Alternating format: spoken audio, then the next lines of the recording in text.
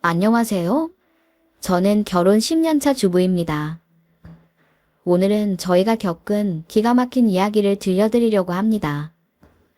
어쩌면 저희가 내린 결정이 옳은 것인지 의견을 듣고 싶은 마음이 있어서 이렇게 어쩌면 치무일지도 모르는 이야기를 꺼내게 되었습니다. 오늘 제가 여러분들 앞에 풀어놓을 이야기는 다름 아닌 시어머니와의 관계인데요. 저희 부부는 시어머니뿐 아니라 남편의 하나밖에 없는 동생인 신우와도 절연을 하고 지내고 있습니다. 다른 사람이 들으면 다른 이도 아닌 부모와 자식 간의 절연이라니 어떻게 그런 일을 할 수 있냐고 할 수도 있을 것입니다. 하지만 사연 없는 집이 없듯이 저희라고 이런 결정을 내리기는 쉽지 않았습니다. 무엇보다 저보다도 남편의 의지가 강했죠. 우리가 왜 이런 결정을 내리게 되었는지 들어보실래요? 한번 들어보시고 나면 저희가 잘했다고 하실지도 모릅니다. 그러니 괜찮다는 위로를 받고 싶은 마음도 있네요. 저와 남편은 결혼한 지 10년이 좀 넘었고 초등학교와 유치원에 다니는 남매를 두고 있습니다. 결혼을 준비하고 처음 만났을 때부터 시어머니와 신우는 참 특이한 사람들이었습니다. 시어머니는 노년이 된 나이에도 엄청 화려한 외모를 뽐내는 사람이었어요. 몸에 딱 붙는 원피스에 화려한 장신구, 진한 화장의 높은 구두, 좀 과하다 싶을 정도의 요란한 차림새에 저는 속으로 놀라고 말았죠. 하지만 뒤이어 들어온 신우는 더 가관이었습니다. 그 자리가 자기 오빠가 결혼할 사람을 소개시켜주는 자리가 아니라 꼭 자신이 결혼이라도 하는 자리인 듯 있는 멋 없는 멋이란 멋은 다 부리고 나온 것 같아 보이더군요. 하지만 넘치면 모자란만 못하다는 말이 있죠.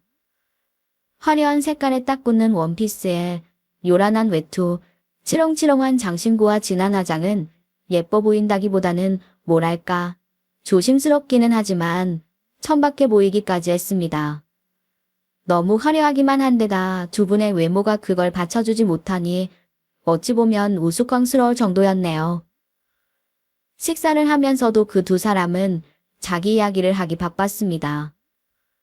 시어머니는 당신이 부잣집 딸로 태어나 얼마나 고이고이 자랐는지, 그러다 결혼을 해서 얼마나 고생을 하고 얼마나 힘들었는지 이야기는 끝없이 이어졌어요. 그리고 시아버지의 욕을 하는 것으로 시작했다가 끝났죠. 내가 얼마나 곱게 자랐냐면 집에 있는 식모가 업어서 학교를 갔다가 업어서 다시 집에 오곤 했어. 내가 땅도 안 밟고 살았다 이 말이야. 점심은 늘 뜨신 밥을 해서 식모가 머리에 이고 학교에 오고. 아유 그렇게 고생 한번 안 해보고 살았는데 내가 좀 미친 놈을 만나서 이따위로 산다. 아유 내 팔자야.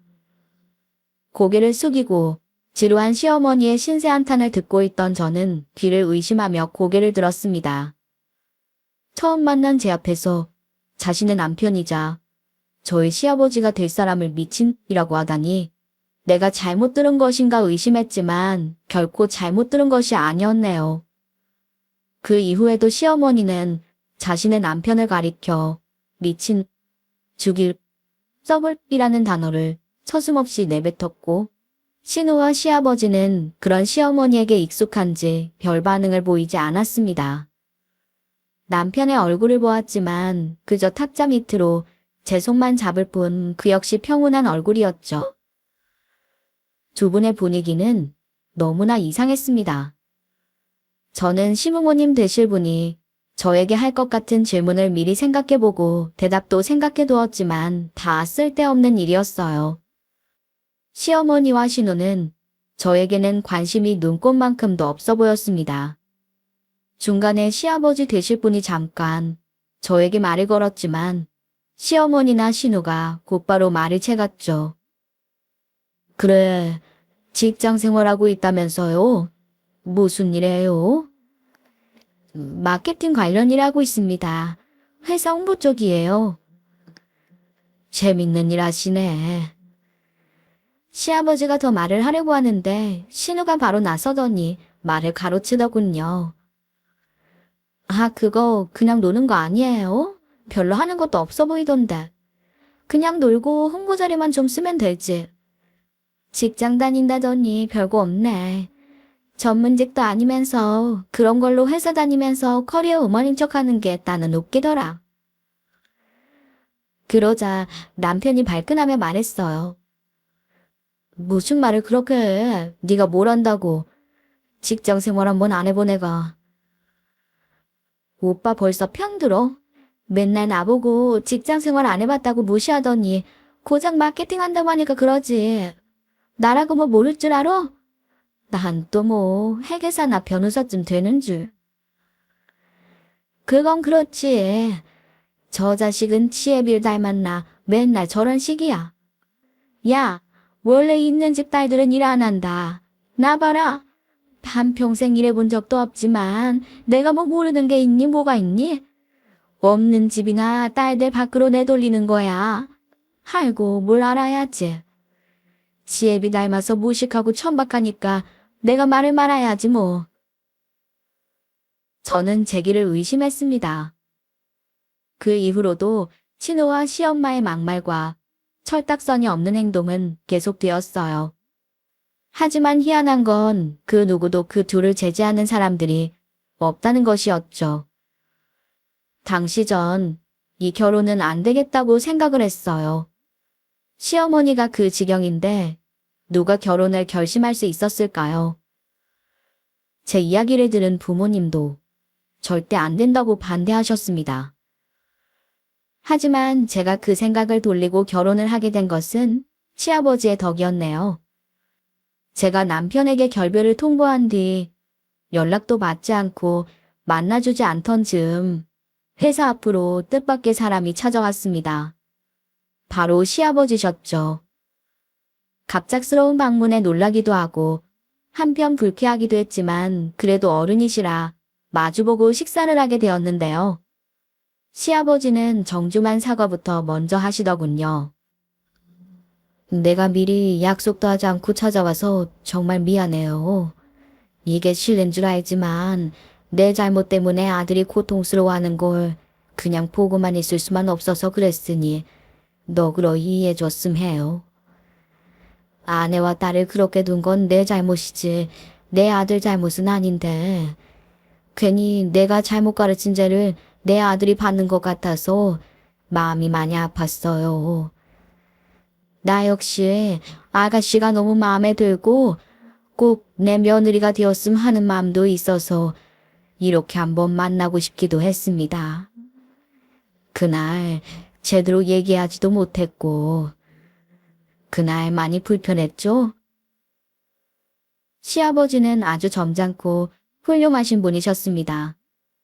그리고 그날 저녁을 먹으며 진솔한 대화를 나누었네요. 시아버지는 저희 생각을 물으시고 본인의 생각도 솔직히 들려주셨어요. 그리고 결혼을 한다면 절대 그 두 사람과 엮이지 않도록 하겠다고도 하셨죠. 시아버지는 건실한 중견기업을 이끌고 계신 분이었어요. 남편도 아버지의 뒤를 이어 그 회사에서 같이 일하고 있었고요. 아버님은 제가 처음 남편을 만나 반했던 그 젠틀함과 신중함, 그리고 자상함도 모두 갖추신 분이었습니다. 남편은 시어머니 말대로 시아버지를 그대로 닮아 있었죠. 그러면서도 우리가 결혼하면 지낼 집이나 그 외 구체적 계획도 빈틈없이 세우고 계셨습니다. 그리고 힘들겠지만 꼭 내 며느리가 되어주었으면 좋겠다고 말씀하셨죠. 돌아가는 길 아버님은 제게 큰 꽃다발을 안겨주셨습니다. 꽃 같은 사람이니 너무 좋다고 이렇게 환하고 아름답게 잘 지켜주시겠다며 내 아들 인생에 환한 꽃이 되어달라고 하시면서요. 웃으며 조용히 꽃다발을 건네시던 아버님의 인자하시던 모습이 저는 지금도 바로 어제 일처럼 생생하게 기억이 납니다. 아마 그날 꽃다발을 안고 오면서 결혼을 해야겠다고 결심을 했던 것 같아요. 그 길로 남편에게 전화를 걸어서 집으로 오라고 했어요. 허겁지겁 달려온 남편에게 저는 마구 잔소리를 퍼부었습니다. 자기 어린애야? 그 나이 먹도록 철도 안 들었어. 얼마나 징징댔으면 아버지가 다 찾아오도록 만들어. 내가 속 터져서. 아니, 나랑 진짜 헤어지기가 싫었으면 바보처럼 축성을 하지 말고 네가 직접 물며 바지가랑이 붙잡던지 싹싹 베던지 해야 될 거 아냐. 그것도 못하면서 죽상만 하고 있으니 아버지가 찾아오셨잖아. 진짜 나랑 결혼하고 싶긴 해? 어? 아, 물론이지. 나 너 없으면 안 되는 거 알잖아. 난 너 아니면 그냥 결혼 안 할 거야. 제발, 제발 나 좀 받아줘. 에휴. 그럼 우리 집에 언제 올 거야? 우리 엄마 소고기 좋아하니까 그거 사와. 아빠는 양주보다 와인 좋아하셔. 그걸로 챙기고. 알았어? 알겠어. 고마워, 천어 고마워. 그날 남편은 눈물까지 보이며 저를 부둥켜 앉았습니다. 부모님은 제 선택을 걱정하시기도 했지만 시아버지의 이야기를 듣고 남편을 만나본 후 허락해 주셨죠. 상견례 자리에서도 시어머니와 신우는 가관도 아니었습니다. 그날도 요란하고 화려하게 차려입고 들어와서는 또 시어머니의 왕년 이야기가 나왔고 신우의 철딱선이 없는 발언들이 이어졌네요. 미리 부모님께 말씀을 드리고 마음의 준비를 하시라고 화내시지 마시라고 신신당부를 했지만 그 둘의 막말에는 각오한 저조차 혈압이 오를 정도였습니다. 하지만 평소 강단이 있었던 저희 어머니는 그냥 당하고 계실 분이 아니었지요. 제가 시집 와서 얼마나 고생했는지 아세요? 그지 같은 남편을 만나서는 내 아들도 지혜비를 똑 닮았는데 걱정이네요. 저는 진짜 부잣집 딸로 태어나서 고생이라고는 하나도 모르고 살았어요. 저 인간만 안 만났어도 훨씬 당당하게 잘 살았을 겁니다. 아유, 내가 한스러워서. 사부인, 죄송하지만 개인적인 이야기는 나중에 따로 하시죠. 아이들도 다 듣고 있고 저희까지 있는데 그런 얘긴 좀 그렇네요. 이러다가 제가 사부인하고 남편분을 안 좋게 생각하기라도 할까봐 걱정이에요. 오늘은 애들 덕담이나 해주세요. 저희는 아드님 같은 사위를 얻어서 너무 감사해요. 그래도 자식 잘 키우셨으니 잘 사신 거예요. 잘 키우긴 뭘 잘 키워요. 지혜비만 닮아서는 늘 지 엄마는 보기만 하면 잡아먹을 것처럼 화만 내고. 아유, 그러게 말이에요. 애들이 크면 다 지 혼자 큰 줄 안다니까요. 저희도 애들 잔소리에 눈치 보며 살잖아요. 늙으면 자식 눈치까지 봐야 되나 봐요. 이렇게 말하며 엄마가 호호 웃자 시어머니는 더 이상 할 말이 없었는지 입을 다물고는 못마땅한 표정으로 우리를 째려보았습니다. 그때 주제도 모르고 신우가 나섰어요. 그런데 새언니는 결혼하고도 직장을 다니겠다면서요? 아니 왜요? 오빠도 돈 잘 버는데. 결혼하고도 직장 다니면 없어 보이잖아요. 나 같으면 당장 관두고 집에서 살림만 할 텐데. 너무 없이 살아서 그런가? 순간 엄마의 얼굴이 굳어졌죠. 그러는 아가씨는 직장을 한 번도 안 다녀봤다면서요? 하긴 그러면 밖에서 일하는 게 돈만 예선 아니라는 걸 모르겠네요. 어쩌나 그건 해봐야 아는 건데 설명을 해도 못 알아듣겠네요. 저는 차례로 굳어지는 시어머니와 신우의 얼굴을 보며 속이 시원했습니다. 그리고 더 이상 있다가는 상황이 파국으로 치닫을지도 모른다고 생각한 남편이 서둘러 자리를 파했어요. 저는 집으로 돌아와 엄마에게 진짜 이 결혼 해야겠냐는 지청구를 들어야만 했죠. 너 생각 잘해. 아무리 너네 시아버지랑 남편이 바람막이가 되어준다고 해도 그 사람들은 자기 혈육이야. 결국에는 자기 혈육으로 돌아서게 돼 있다고. 너 그땐 어쩔래? 그럼 너만 상처받는데 그때 가서 후회하면 늦잖아. 엄마는 정말 다시 생각해봤으면 좋겠다. 그 둘 보통 또라이가 아니야. 진짜 너무 걱정된다. 하지만 제 결심은 확고했습니다. 왜인지 모르겠지만 남편보다도 우리 아버님에 대한 확고한 믿음이 있었어요. 그리고 이제 와서 결혼을 포기하면 상처받을 남편보다 힘들어하실 아버님이 떠올랐고 도저히 그럴 수는 없다는 생각이 들었죠. 알아, 엄마. 나도 그래서 처음에는 망설였는데 걱정 마세요. 나 열심히 보란듯이 잘 살게. 걱정 안 시킬게. 그리고 혹시나, 정말 혹시나 잘못되어도 절대 후회 안 할 거야. 죄송해요, 엄마. 엄마는 한숨을 쉬셨습니다. 아휴, 이 미련퉁아. 이놈의 지집애. 불구덩이로 기어들어가는 게 뻔한데 내가 그냥 보고만 있어야 되니. 아유, 못 살아. 이런 부모님의 걱정을 뒤로하고 저는 결국 결혼을 했습니다. 그때는 몰랐지만 나중에 듣고 보니 상견례가 끝나고 나서 시어머니와 신우는 이 결혼 못 시킨다며 집에 돌아가 광군을 했다고 합니다. 당무 자리가 싸가지가 없고 못 배운 티가 줄줄 흐른다며 절대 안 된다고 난리를 쳤다네요. 하지만 다행히 남편이 나서서 이 결혼 엎어지면 연 끊을 테니 알아서 생각하라고 으름장을 놓자 축으로 들었다고 하더군요. 거기에 시아버지가 둘 기분을 풀어주려고 백화점에서 쇼핑을 시켜주고 고급 호텔로 여행을 보내주었다고도 하네요. 그렇게 결혼을 하고 우리는 남편 회사 근처에서 신혼생활을 시작했습니다. 아버님은 좋은 아파트를 얻어주셨고 결혼식에도 투자를 아끼시지 않았어요. 나중에 알았지만 저희 부모님을 따로 만나 정중한 사과를 하고 선물도 마련해 건넸다고 합니다. 그런 아버님의 태도와 남편의 성실함에 저희 부모님도 서서히 마음을 여셨죠. 그래, 며느리 사랑은 시아버지라고. 그래도 너네 시아버지랑 남편이 제대로니 그거 믿고 열심히 살아. 시어머니가 문제인 집이 어디 한둘이니? 그래도 다 네 편이고 인성이 바르신 분이니 그나마 안심이 되는구나. 저희 결혼 생활은 순조로웠습니다. 남편은 성실하고 다정한 사람이었고 시아버님의 사랑도 변함없었네요. 게다가 아버님과 남편이 운영하는 나날이 사업체도 번창했습니다. 저희에게는 곧 예쁜 아이들도 생겨 딸 하나 아들 하나도 낳게 되었지요. 건강하고 예쁜 아이들이었어요. 아이가 태어나는 날 아버님은 너무나 기뻐하셨습니다.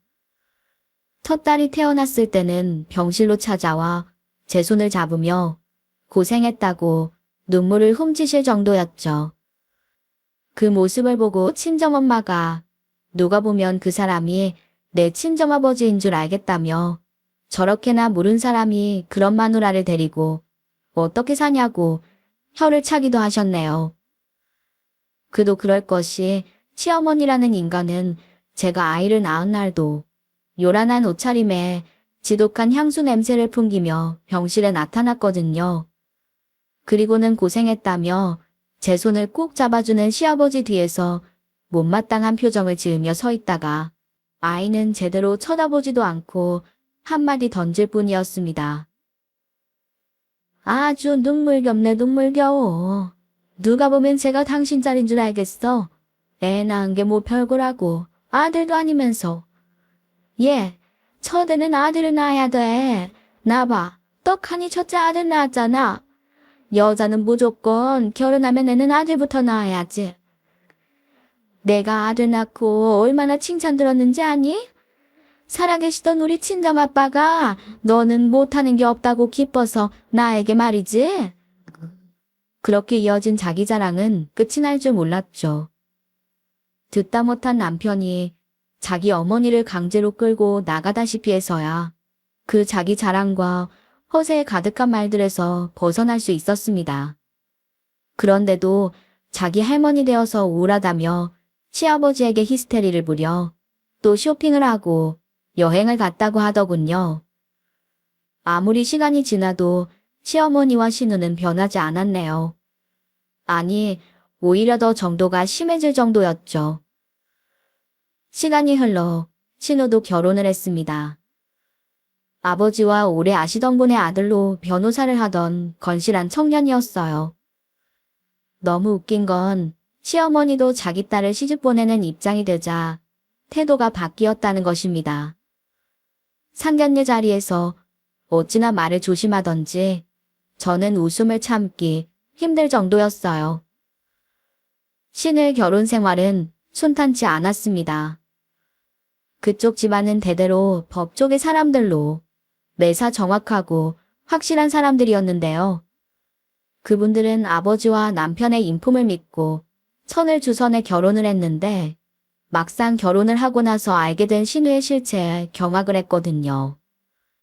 직장 생활을 한 번도 하지 않고 집에서 빈둥대면서 늘 쇼핑을 하거나 놀러 다니며 생활하는 것이 다였던 신우는 결혼해서도 그 버릇을 버리지 못했습니다.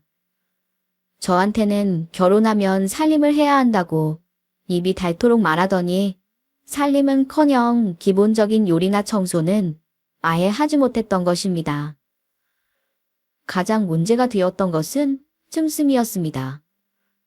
결혼 전 시아버지와 남편이 신신당부를 하고 부족하면 따로 용돈을 줄 테니 씀씀이를 줄이라고 했지만 그것도 소용없었죠.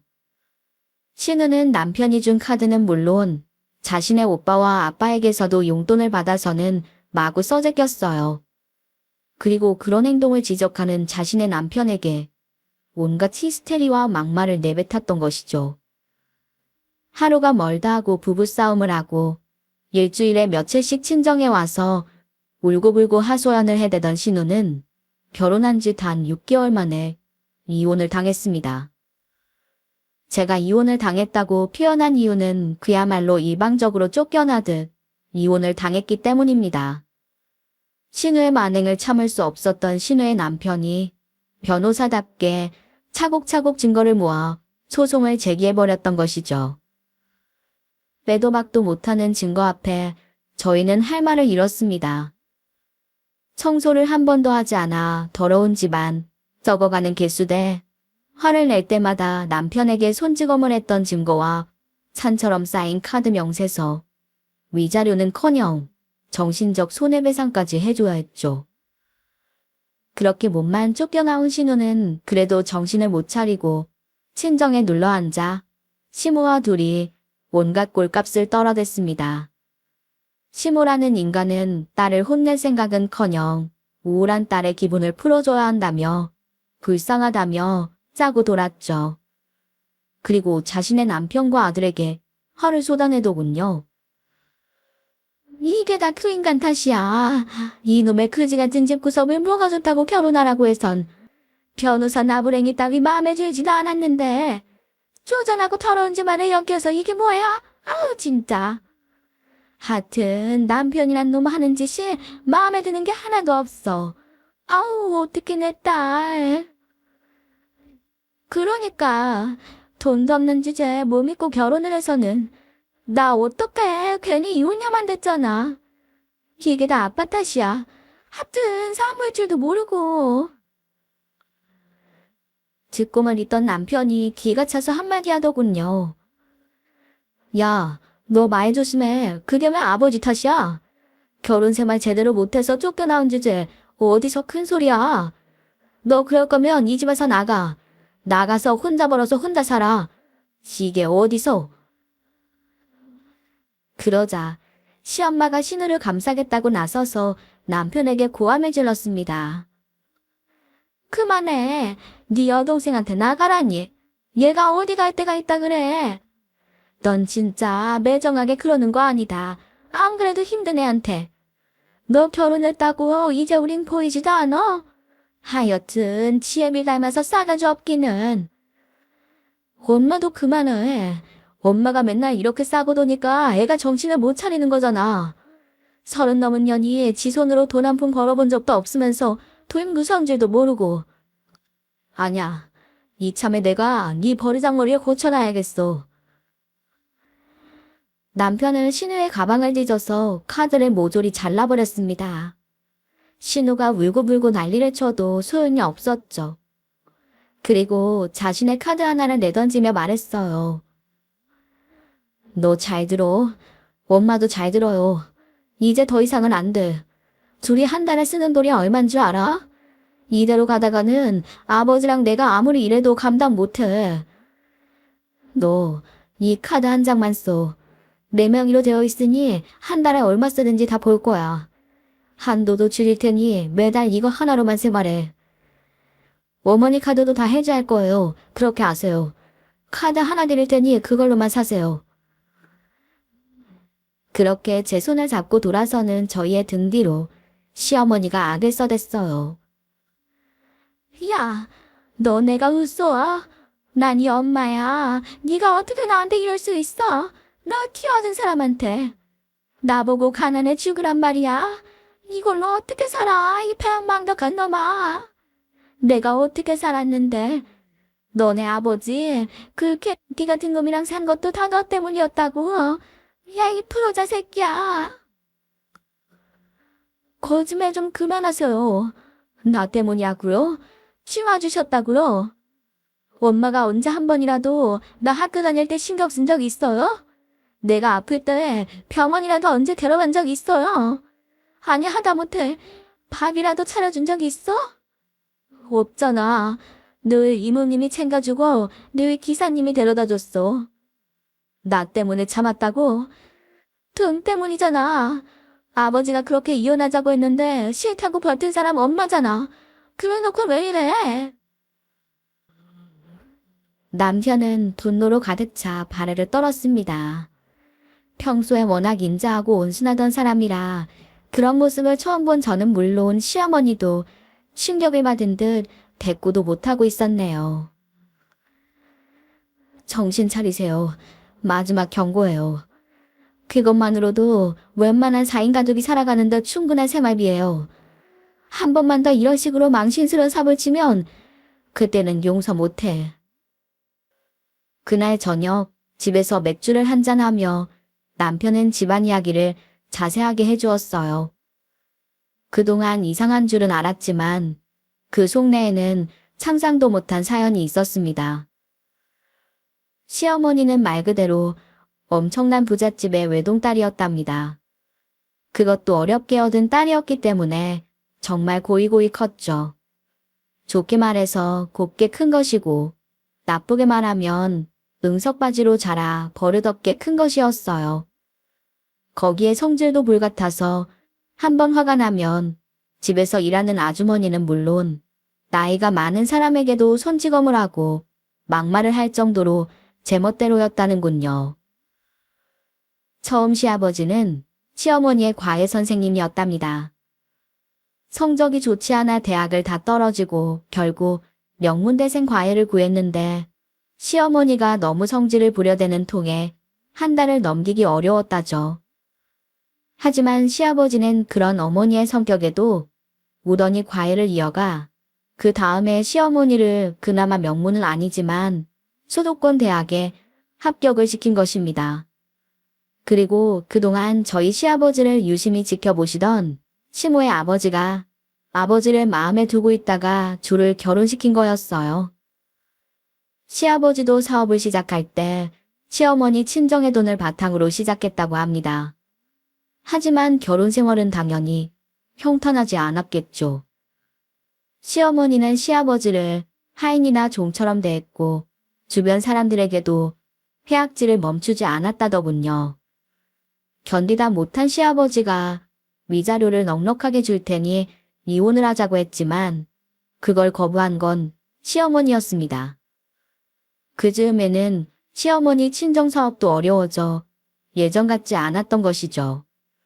오히려 시아버지의 회사가 그 친정사업을 도울 정도였다고 해요. 그러던 와중 시아버지에게도 딱 한 번의 손해보가 있었다고 합니다. 회사 일로 알게 된 다른 사업가분과 사랑에 빠지셨다는군요. 남편도 자세히 알지는 못하지만 그렇게 깊은 관계는 아니었다고 합니다. 당시 시아버지는 시어머니와 이혼을 하려 하신 상태였고 그분과는 가끔 만나 식사를 하거나 차를 마시며 이야기를 나누곤 했다고 하죠. 하지만 이 사실을 알게 된 시어머니는 그분의 회사로 쳐들어가 다른 사람들이 보는 앞에서 머리채를 잡고 패대기를 쳤고 절대로 이혼을 해주지 않았다고 합니다. 지금도 그렇지만 예전에는 불륜녀에게 엄청난 사회적 비난이 쏟아지던 때였을 거예요. 사회적으로 거의 매장되다시피 한 그분은 결국 외국으로 떠나버렸고 시아버지는 결국 이혼을 하지 못했습니다. 그리고 평생 동안 바람을 핀 남자, 불륜을 저지른 남자라는 딱지가 붙어 시어머니에게 괴롭힘을 당하며 살아오셨던 것입니다. 물론 양쪽의 말을 다 들어봐야 하는 것이지만 사연을 듣고 나니 마음이 복잡해지더군요. 하지만 그렇게나 증오하고 미워한다면 깨끗하게 헤어지는 것이 스스로를 위해서도 좋은 것이 아닐까요? 그렇게 미워하고 원망하는 마음만 내뱉으면서도 그 사람이 벌어다 준 돈으로 사치를 즐기는 것이 과연 맞는 것일까요? 거기다 그 와중에 자기 자식에게 큰 상처를 주면서 말입니다. 남편이 받은 상처는 커 보였습니다. 어머니는 늘 분노와 울분을 주변 사람들에게 퍼부었고 한창 사랑과 관심을 받으며 커야 할 시기에 남편은 늘 외롭고 힘들게 혼자서 자라왔던 것이죠. 그렇게 남편이 호되게 여동생을 야단치고 오고 며칠 뒤 그 둘은 벼랑간 기분 전환을 하러 간다며 유럽 여행을 떠나버렸습니다. 아마 시아버지를 닥달해 돈을 뜯어낸 것 같았네요. 그렇게 시간은 흘렀습니다. 남편도 회사 일로 바빴고 저도 아이들 돌보고 살림하랴 바빴죠. 시어머니와 신우는 남편에게 카드를 빼앗기고 눈치를 보는지 한동안은 잠잠했습니다. 물론 뒤로는 시아버지에게서 돈을 뜯어내어 마음껏 쓰고 다닐 테지만요. 저는 남편이 중간에서 막아주어 딱히 그 사람들을 찾아가거나 전화도 하지 않고 행사가 있을 때만 얼굴을 보았어요. 큰 집에 덩그러니 있을 시아버지를 생각하면 마음이 안 좋았지만 어쩔 수 없었네요. 그러던 어느 날 회사에 있던 남편에게 다급한 연락이 왔습니다. 아버님이 갑자기 쓰러졌다는 연락이었어요. 급히 아이들을 친정에 맡기고 병원으로 달려가니 정신이 반쯤 나가 있는 남편이 멍하니 앉아 있었네요. 여보, 갑자기 왜 그러신데? 심장이나 뇌로도 문제가 없으셨는데 갑자기 무슨 일이야? 여보, 어떡해. 아버지 암이래. 그것도 말기래. 계속 피곤하고 힘들어하셨는데 나는 그냥 나이가 드셔서 체력이 떨어진 줄로만 알고서 내가 잘 돌보드렸어야 하는데. 남편은 절망에 빠진 얼굴로 흐느꼈습니다. 그야말로 하늘이 무너지는 이야기였어요. 평소 그렇게나 건강하시던 아버지가 암이라니. 의사 말로는 이미 말기인데다 여기저기 전이가 심해 손쓰기는 늦었다고 하더군요. 항암 치료를 할 수는 있지만 그러기에도 연세가 있으셔서 잘 버텨주시기 어려울 것이라고도 했죠. 저희 부부는 복도에 앉아 서로를 껴안고 한참을 울었습니다. 도저히 믿을 수 없었어요. 저희의 기둥 같던 사람이 갑자기 하루아침에 이렇게 되다니. 왜 진작 잘 돌봐드리지 못했나 스스로가 원망스러운 순간이었습니다. 하지만 아버님은 의연한 표정이셨어요. 저희가 퉁퉁 부은 눈으로 병실에 들어서자 아버님은 침대에서 손을 뻗어 제 손을 잡으며 이렇게 말씀하셨네요. 아가, 울지 마라. 눈이 빨갛다. 어차피 언젠가는 갈 텐데 니들 이렇게 마음 안 아파해도 된다. 다 갈 때가 돼서 가는 거야. 아버님, 죄송해요. 제가 더 자주 살폈어야 했는데 이제부터 치료 잘 받으시면 되니까 다른 걱정은 마시고 마음 단단히 잘 먹으셔야 돼요. 약해지시면 안 돼요. 제가 눈물을 흘리며 아버님의 손을 잡고 말했지만 아버님은 고개를 저으셨습니다. 아니야. 암 환자들이 어떻게 되는진 나도 잘 안다. 예전에 우리 아버지도 네 남편 외할아버지도 다 암으로 돌아가셨어. 항암한다고 더 고생만 하셨던 거 내가 다 봤다. 나는 편하게 잘 정리하고 니들이랑 우리 손주들과 좋은 시간 보내다 가고 싶다. 그럴 수 있게 해줘. 저희 부부는 아버님의 손을 붙잡고 펑펑 울었습니다. 하지만 아버님은 이제 여한이 없다고 하셨죠. 오히려 우리가 이렇게 행복하게 잘 살고 평생을 걸쳐 일군 사업도 아들이 잘 운영하고 있으니 안 그래도 쉬고 싶었다는 말로 우리를 위로하셨네요. 연락을 받고 달려온 시모와 신우는 눈물을 흘리고 있는 우리를 쳐다보며 침상 옆 의자에 턱하니 앉아 멀거니 우리만 바라보고 있더군요. 그리고는 정말 해서는 안 되는 말만 해댔습니다. 그래, 그렇게 해. 나도 우리 아빠 돌아가실 때 항암 그거 하느라 고생하는 거 봤어. 어차피 갈 거 고생하느니 편하게 가는 게 낫지. 괜히 일찍 죽지도 않고 돈만 엄청 쓰고 결국 빚만 남기고 가셨잖아. 잘 생각했어. 눈물만 흘리고 있던 남편이 고개를 들어 자신의 어머니를 쳐다보았습니다. 저는 병실에서 또 사달이 날까 싶어 남편을 꼭 잡았네요. 하지만 아들의 눈치는 보지도 않는지 시모는 자신의 화려한 손톱만 만지작거리다 자리에서 일어났습니다. 그리고 저를 향해 이렇게 말하더군요. 병간호는 네가 할 거지. 그렇게 해달퍼 죽으니 네가 하면 되겠네. 나는 몸도 힘들고 이런 거 해본 적도 없으니 이만 가보마. 뭔 일 있으면 연락하고. 그러자 옆에서 눈만 굴리고 있던 신우도 따라 일어섰습니다. 남편이 신우를 향해 고함을 질렀죠. 넌 가서 아버지 물건 필요한 거 싸서 당장 병원으로 들어와. 그리고 앞으로 책임지고 네가 여기서 먹고 자고 하면서 아버지 간호해. 알았어? 뭐? 내가 그런 걸 어떻게 해. 병실에서 불편하게 어떻게 지내라고. 언니가 하면 되잖아. 왜 나보고 하라 그래. 야, 니네 언니 아버지 아니고 네 아버지야. 그리고 니네 언니가 놀아. 병원 와 있으면 애들은 누가 봐. 집에서 아무것도 안 하고 놀고 먹는 네가 해야지 누가 해. 잔말 말고 와. 안 그러면 카드도 다 정지시킬 테니 명심해. 저는 이해할 수가 없었습니다. 자신의 하나밖에 없는 아버지가 아프셔서 오늘 내일 하시는 와중에 병간호가 싫다고 징징대는 딸이라니.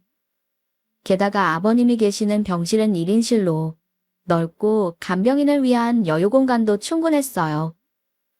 간이 침대를 겨우 펴고 새우잠을 자가면서도 부모님 간병을 마다하는 자식도 있는데 하다하다 못해 인륜도 저버린 인간들의 모습에 기가 질릴 뿐이었습니다. 신우는 자기는 절대 못한다며 울고불고 난리를 쳤고 시모도 왜 내 딸을 구박하냐며 고함을 질러대더군요. 아버님은 그 광경을 그저 무표정하게 바라볼 뿐이었네요.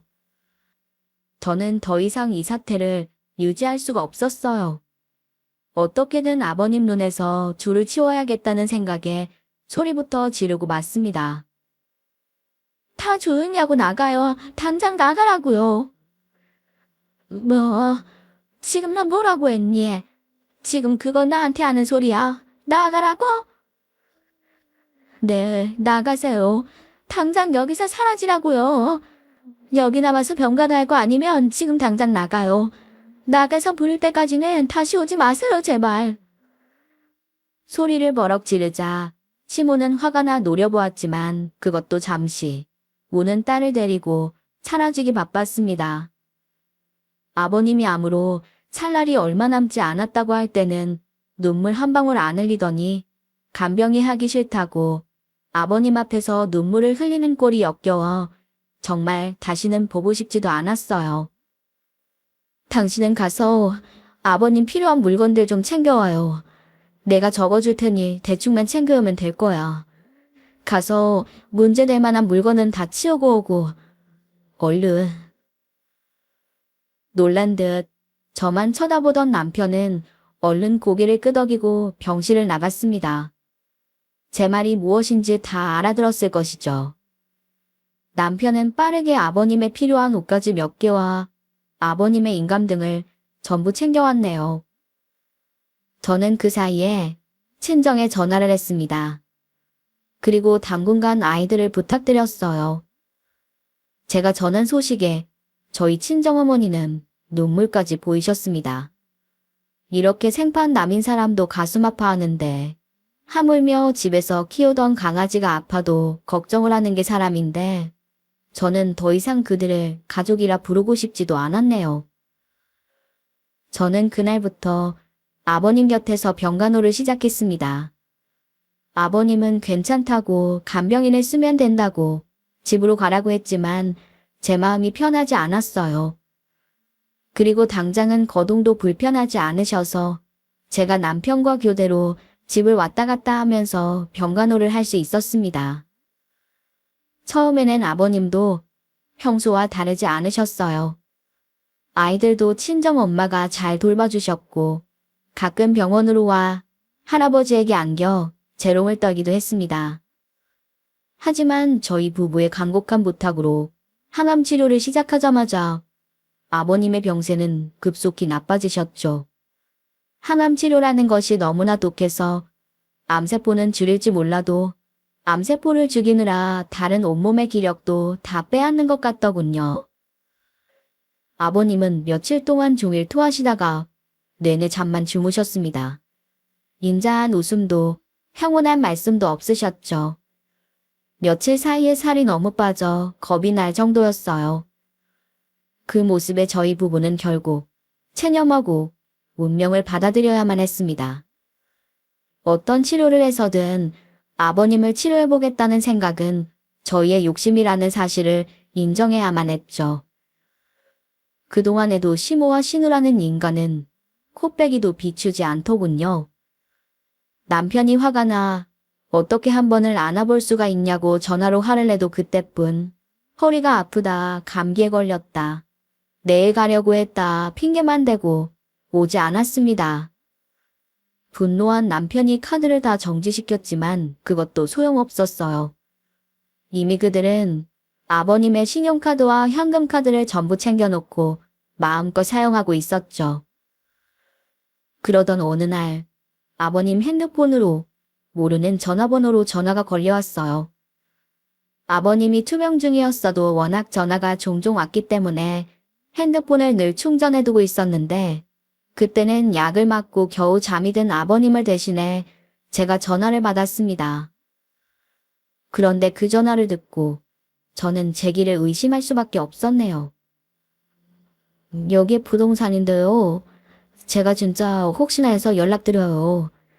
사장님이 이 집에 워낙 오래 사셨고 함부로 결정을 안 하시는 분인데 자꾸 사모님이랑 따님이 찾아오시고 사장님이랑은 연락을 안 해도 된다고 하시는데 제가 믿음이 안 가서. 집 파시는 거 맞죠? 네. 뭐라고요? 집을 팔아요. 아유, 모르셨어요? 지금 사모님이랑 따님이 몇 주째 와서 자꾸 팔아달라고 하시는데 이게 소유주분 동의가 있어야 계약이 되잖아요. 오늘 대리 위임장을 가지고 오시긴 했는데 제가 찜찜해서요. 혹시나 싶어서 연락드린 거예요. 아유, 이걸 어째. 시간 되시면 한번 들러주세요. 저는 당장 남편에게 전화를 걸었습니다. 회사에 있던 남편은 곧바로 부동산으로 달려가 사실을 확인하고 집으로 갔더군요. 그리고 자신의 어머니와 여동생과 대판 싸움을 하고 온 모양이었습니다. 다행히 진명이가 아버님 앞으로 되어 있어서 막았지만 그들은 남편이 태어나 자란 그 넓은 집을 헐값에 팔아버리려고 했던 모양이었습니다. 회사 일에 아버님 병수발까지 남편도 그 사이에 살이 빠지고 초췌해졌죠. 그날 저녁 늦게 병실로 돌아온 남편은 잠든 아버님의 손을 잡고 앉아 남몰래 흐느끼다 돌아갔네요. 어떻게 해줄 수 없는 저의 속은 타들어만 갈 뿐이었습니다. 결국 아버님은 얼마 못 가 호스피스 병동으로 옮겨가게 되었습니다. 호스피스 병동은 최대한 편안하고 고통 없이의 죽음을 맞이할 준비를 하는 병동이에요. 저희는 아버님을 호스피스로 옮기며 더 이상 아버님이 덜 고통스러우시길 바랄 뿐이었네요. 다행히 힘든 항암 치료에서 벗어난 아버님은 한결 평안해 보였습니다. 저는 조용히 아버님 곁에서 그 마지막을 지킬 뿐이었어요. 호스피스에 입원한 지 이틀째 되던 날 아버님이 저를 부르시더군요. 아가, 가서 이것들 좀 챙겨오느라. 필요하신 물건들이세요? 그럼 이따 저녁에 아방 보고 들러서 가지고 오라고 할게요. 아니야. 지금 네가 좀 가줬으면 좋겠다. 요즘 날씨도 좋은데 병실에만 있지 말고 한번 다녀와. 그 서류는 전부 내 서재 금고에 있으니 챙겨오면 된다. 명심해라. 네 시어머니와 신이한테 말하지 말고 조용히 가져와. 저는 아버님의 신신당부를 듣고 집으로 갔습니다. 제가 문을 열고 들어가자 집에는 아무도 없는지 조용하기만 했죠. 일하시는 아주머니마저 내보냈는지 늘 깨끗하고 정돈되어 있던 집은 너저분하더군요. 얼마나 청소를 안 했는지 바닥에는 먼지가 뽀얗고 부엌에서는 악취가 진동했네요. 전부 나갔나 하는 생각을 하며 서재를 향하는데 갑자기 안방에서 누군가가 튀어나왔어요. 저는 너무 놀라 그 자리에 주저앉았습니다. 안방에서 나온 사람이 웬 낯선 남자였기 때문입니다. 그 남자는 막 잠에서 깼는지 졸린 눈으로 저를 멍하니 쳐다보더니 안방에서 시어머니를 부르더군요. 그러자 부스스한 잠옷차림의 시어머니가 방에서 나왔습니다. 저는 보고도 믿을 수 없는 광경에 말문이 막혔네요. 그렇습니다. 남편이 암투병으로 생사의 기로에 서 있는 사이에 아내라는 시모는 외간 남자를 끌어들였던 것입니다. 그것도 남편과 한 이불을 덮고 자던 안방에서 같이 잠을 자면서요. 저의 경악을 금치 못하는 얼굴을 본 시모는 자신도 민망했는지 남자를 얼른 안방으로 밀어넣고 방문을 닫더군요. 네가 웬일이니? 연락도 없이. 아예 상동도 안 할 것 같더니. 저 사람 누구예요? 네, 누구길래 안방에서 나오는 거예요? 네가 알 것도 없다. 뭐야, 왜 왔어? 용건이나 말해. 네 신랑이 또 카드 뺏어 오라지. 독한 것들. 우리 다 줬다, 더럽고 치사해서. 나중에 아버지 돌아가시면 니들은 한 푼도 없을 줄 알아라. 알겠니? 저는 머리를 강하게 한 대 맞은 것 같이 정신을 차릴 수 없었어요. 과연 저 인간이 사람인 것일까? 제가 지금 본 것이 무엇일까 하는 생각만 들었습니다. 그 사실을 알고 있는 건 저뿐만이 아니었어요. 신우도 집에 있더군요. 자기 방에서 하품을 하면서 나왔습니다. 무슨 일이야? 어라? 새언니가 여기 웬일이야? 뭐 또 챙겨가려고? 아주 휴식 깊은 며느리라서 좋겠네요. 그러면 뭐 아빠가 이산 더 챙겨준대요. 참 대단해. 그거 받으려고 저렇게까지. 역시 없는 집에서 자라서 그런지 돈에 대한 집착이 강해. 그 노인 병수배까지 다 들고. 아, 나는 없으면 없이 살지 그 짓은 못한다니까. 그러게 말이다. 하여튼 돈에 대한 집착은.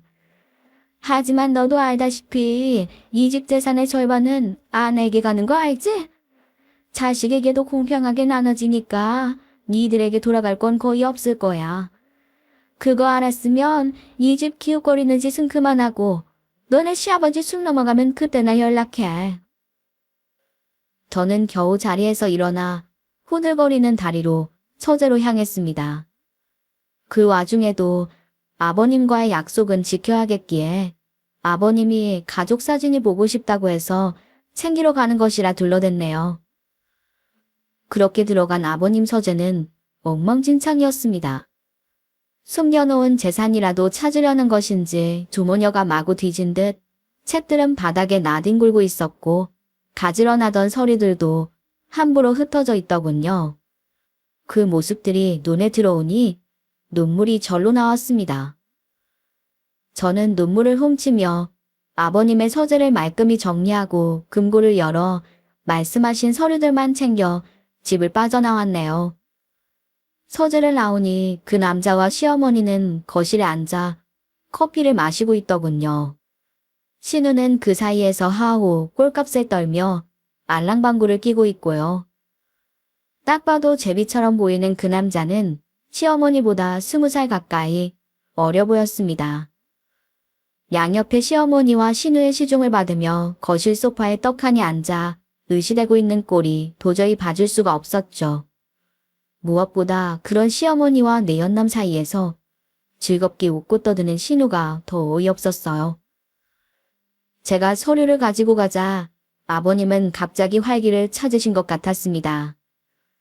무엇인가 할 일을 찾으신 듯 누군가와 통화를 하고 오랫동안 회사 일을 봐주시던 변호사와도 만나셨습니다.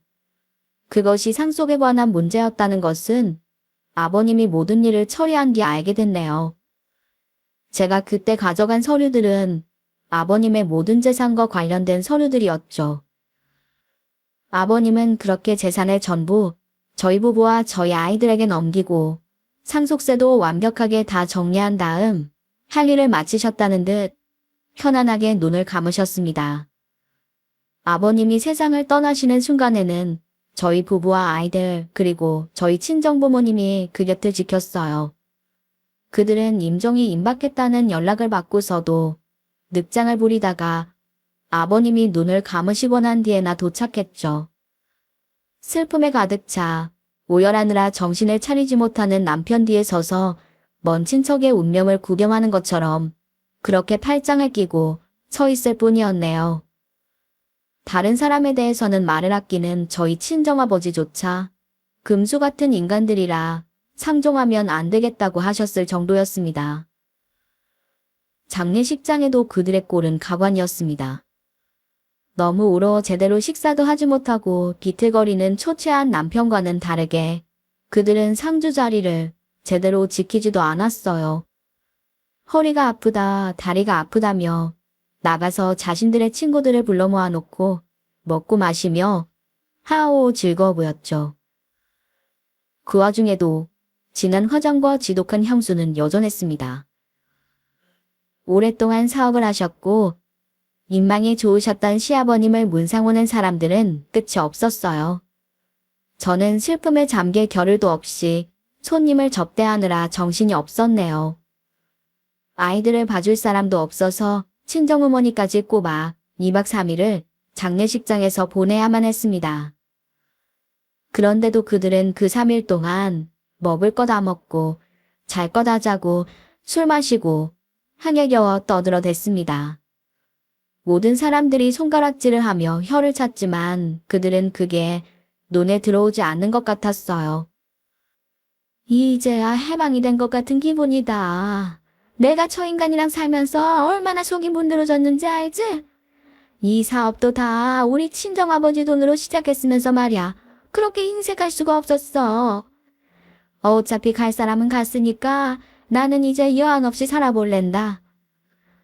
우리 엄마 이제부터 고생 끝이니까 앞으로 행복하셔야 돼. 내가 옆에서 친구분 돼줄게요. 그니까 나랑 앞으로 재밌게 살아요? 그렇게 온도 차이 나는 장례식을 겨우 마치고 아버님의 변호사가 저희를 한자리에 불러 모았어요. 어머니와 신우는 초롱초롱한 눈으로 변호사를 목에 빠져라 쳐다보고 있더군요. 두 분은 아시는지 모르겠지만 이미 사장님 생전에 재산 정리는 말끔히 끝났습니다. 두 분 앞으로는 지금 사신 집을 남기셨어요. 두 분이 지낼 곳은 있어야 하지 않겠냐고. 그리고 두 분 생활비조로 연금을 지급하는 계좌를 만들어 두셨습니다. 아마 두 분이 생활하시기엔 충분하실 겁니다. 그 둘은 그 이야기를 듣더니 멀뚱멀뚱 이해가 안 되는 얼굴로 변호사를 쳐다보더군요.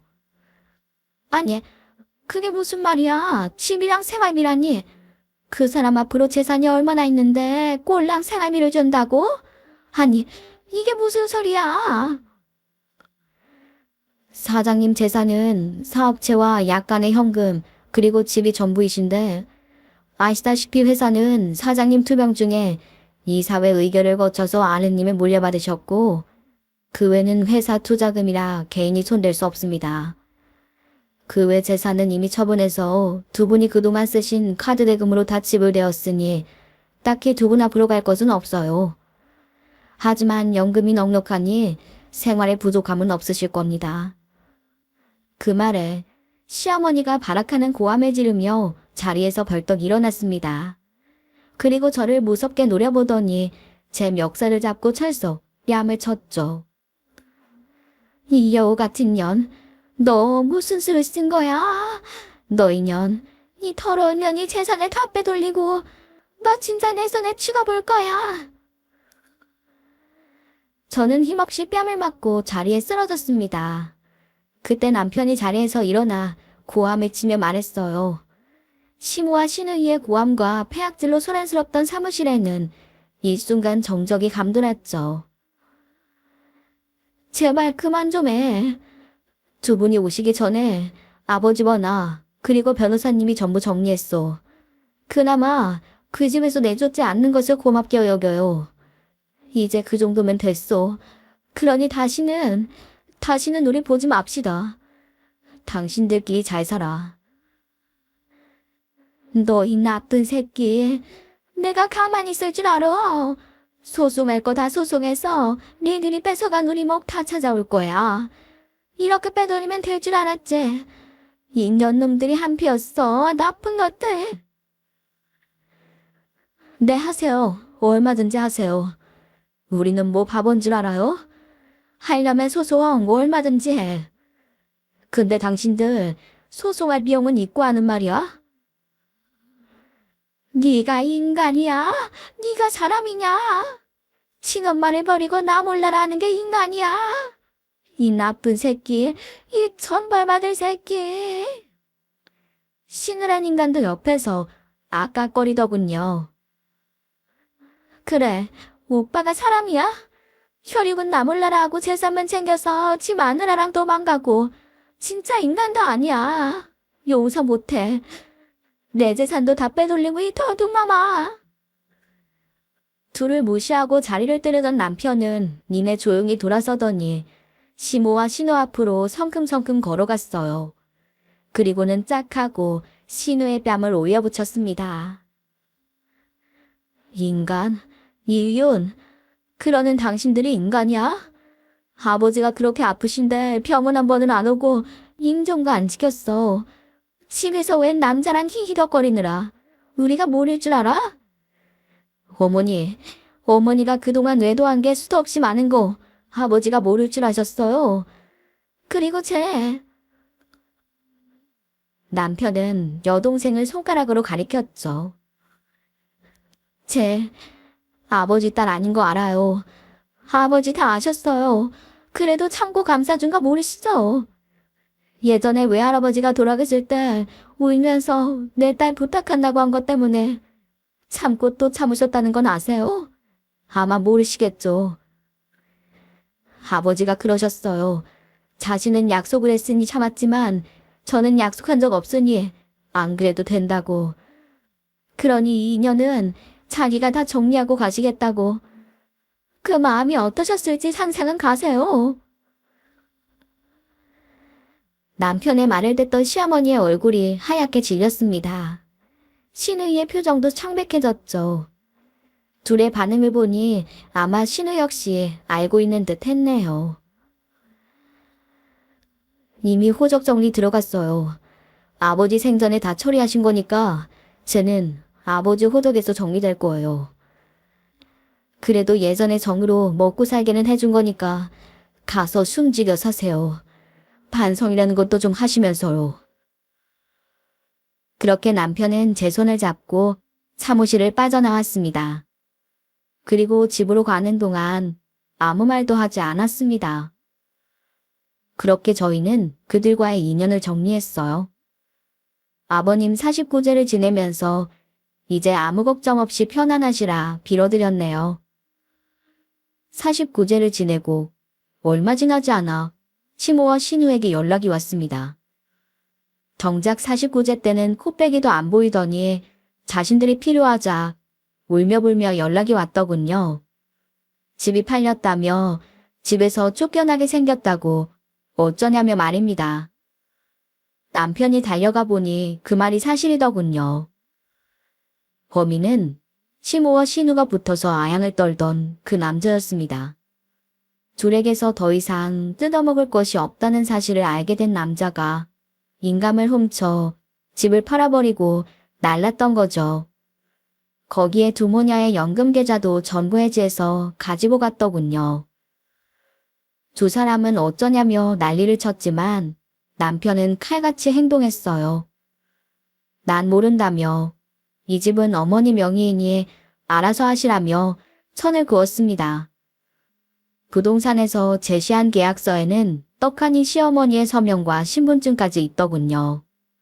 서명을 해달라며 서류를 들고 왔길래 아무 생각 없이 서류에 사인을 해주었었다는데 시모는 그 서류가 부동산 서류일 줄은 꿈에도 몰랐다는 겁니다. 당연히 부동산 측에서는 신분증과 사인까지 있었기 때문에 의심 없이 일을 처리했던 거고요. 결국 시어머니는 집을 넘겨야만 했습니다. 결국 그 집을 받고 제대로 살아보지도 못한 채 증여세만 내고 그 둘은 근처 월세집으로 들어갔다고 합니다. 처음에는 생활비를 달라는 전화가 오기도 하고 회사로 찾아오기도 했지만 그 사이에 정이 떨어질 대로 떨어진 남편은 둘에게 선을 그었죠.